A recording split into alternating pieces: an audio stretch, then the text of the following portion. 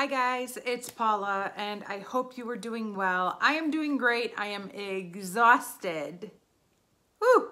I am tired. Today we celebrated Hazel's birthday. Her birthday's not for another 10 days, but the weekends are busy. We are going to be out of town for the next 2 weekends, so we decided to do it today. It was a lot of fun. It was a paint party. Hazel had so much fun. Everything was kind of unicorn themed. I'm not very good at doing themed parties. I really admire moms who can pull together a themed party. I am not nearly that organized, but by default, it ended up being a unicorn themed party. So at the paint party, Hazel picked a unicorn painting and I ordered a unicorn cake, and that was about the extent of it. And coincidentally, several kids had unicorns on their clothes, which was absolutely adorable, but it was a ton of fun. It was exhausting though. I am probably going to edit this video and post it and pass out on the couch. My husband has taken the kids to his brother's house for a night of fun, and I am here alone, and the silence is enough to make me fall asleep sitting right here.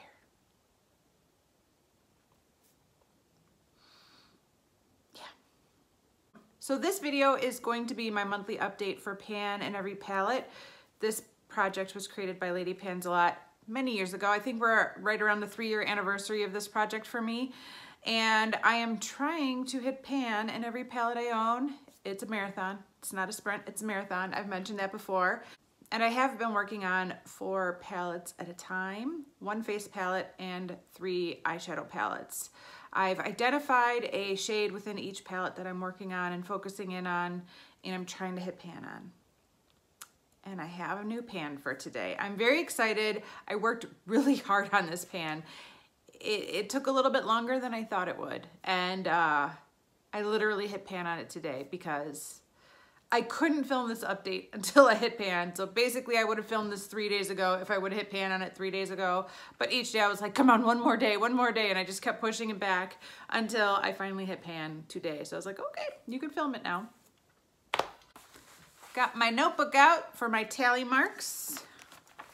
So the eyeshadow I managed to hit Pan on comes from my ABH Subculture Palette. I've really been enjoying this palette. It's been a lot of fun to work on this. I've started to develop an appreciation for it. For the most part, there's still some shades in here I'm not really appreciating, but New Wave in particular was an absolute joy. And it's a shadow I felt like I could reach for every single day. There's my pan down there in the corner. I am wearing it blown out throughout my crease and transition area once again today. It ended up taking me 38 uses to hit Pan, which is relatively low compared to some of the pans I've hit in this project. There are a few that I hit faster than 38 uses. If you're wondering, I should do a ranking. The palette that was the easiest for me to hit Pan on was my Morphe 350M palette. I hit Pan on that one in 24 uses. And right above that is my e.l.f. Aqua Beauty palette, and I hit Pan on that in 28 uses. So 38 uses is definitely more than both of those, but there's other pans that took like 100 uses to hit Pan on. So I will take that 38 uses and run with it. I had an opportunity to play with many other shades in this palette while it was in this project. I used Dawn many times. I have a dip going in this shade right here. Although I initially was not a big fan of Dawn because it's kind of meh, like it kind of looks like my skin color, only a little bit slightly darker, slightly grayer. It was nice to blend out shades that had gotten carried away, like New Wave. So if I put New Wave in my crease and started blowing it out and realized it was getting a little bit too high or the edges were a little bit rough, I would throw in some Dawn and blend it out right below my brow bone highlight, and that would smooth it out. I had a chance to use Adorn this past week just because I was really getting those fall vibes, and so I reached for that shade instead of one of the many other bronzy shades I could have reached for. I really got to enjoy Untamed, and I've always loved Electric, so that was actually a shade I was strongly considering hitting Pan on before I decided to go with New Wave. I didn't really work with Cube or Roxy at all while it was in this project, and I really didn't touch Rowdy or Axis. I keep wanting to say Axis. I didn't really touch Rowdy or Axis at all. Axis is a very difficult shade for me to work with. I just find it to be a wild animal, man. It's just wild. I can't control it. And so I tend to avoid it. But yeah, I'm really glad to have hit pan on this, and I really enjoyed working on it. And the fall was the perfect time to do this final push. I did use it 7 more times to hit pan on it just this month alone. So that was possibly the best month I've had out of all the months I worked on this. So I really did ignore a lot of other eyeshadows so that I could make sure I hit pan on this by today. So this is rolling out of the project. There are 3 more palettes in this project, and 2 of them I only used once. Of course, you know I only used my Pat McGrath one time because I only use it one time every month. This time when I used it, I felt like it faded on my eyes really fast. I don't know why. I don't know if it was the eye. I have an itch right here. That's why I keep reaching back there. I don't know if it was the eye base I used. I don't know what factors or variables affected it, but this did not give me a beautiful all day look. And by the end of the day, it just looked blah. And with my new Pat McGrath palette that I was recently sent from Influencer for review purposes, I know those shadows can last all day long. Those shadows performed so beautifully. So I don't know if this is just getting on the older side or if it was just a bad day with this palette, but I was really unimpressed by the end of the day. When I took this off, I actually paired this with New Wave, which was kind of an odd combination, but I also felt like it worked, and I used this shade as my inner corner highlight that day, which was interesting because this has a lot of pink in it, a lot more than it looks like in this pan. When you look at it like this, it looks like it could be a peach with a lot of like champagne-y white to it, but no, it's a peach with a lot of pink to it. And so that's kind of fun. So I'm gonna keep working on this one use a month, and we will eventually get there. There's a dip going, there's finally a dip, but I only used it once. I would love to use this shade one time this month. I should challenge myself to use this shade one time this month. I would like to just use it once. And maybe the gold too.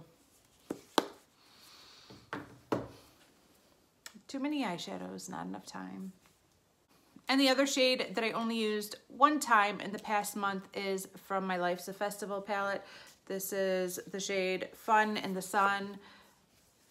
Here it is right here.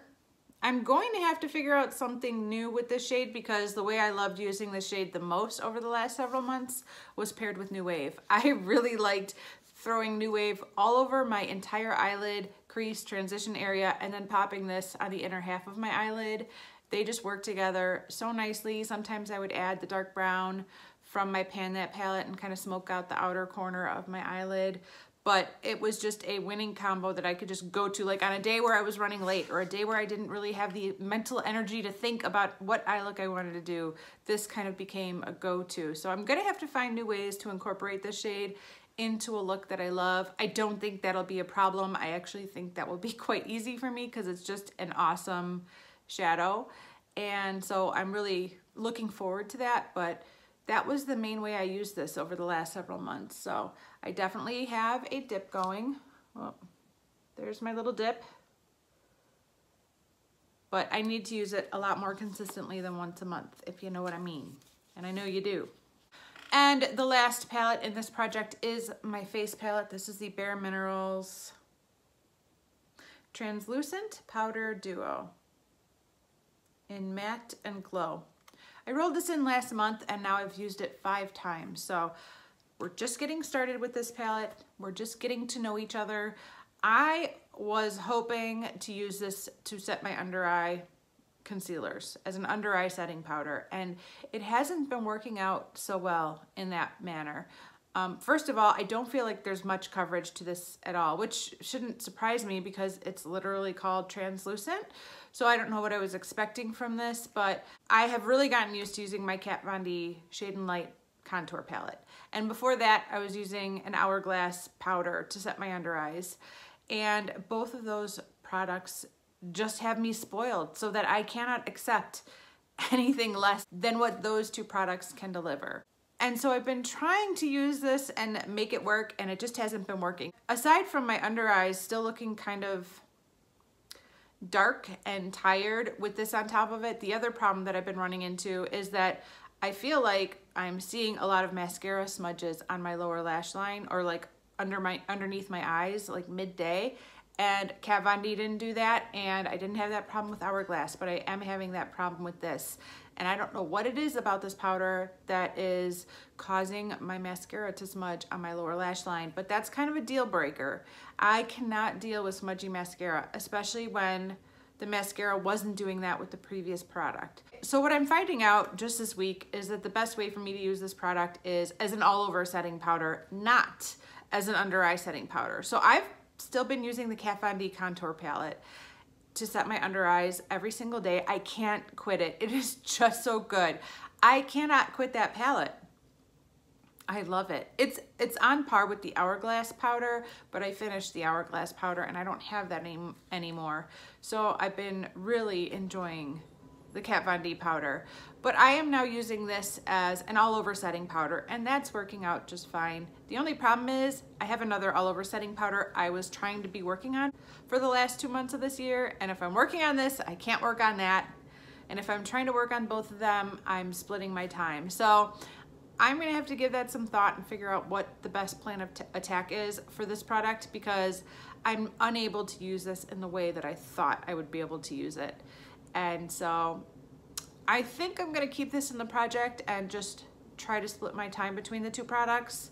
But it's a little bit disappointing to have to take time away from this other product that I thought I was gonna be using exclusively and focus on this at the same time. So I'm not gonna be getting 30 days a month in with this like I was with the Kat Von D. At best, I'm gonna be getting 15, if that. So that's what's going on with this. I'm gonna keep working on it. It is a lovely powder. It's just not a lovely powder for setting your under eyes.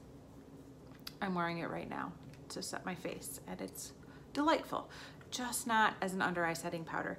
These are the things you figure out when you actually use the makeup you own. I don't know if you know that, but if you buy a lot of makeup and then stick it in a drawer and never use it, you don't really know much about it. But if you actually use it, you can form some opinions.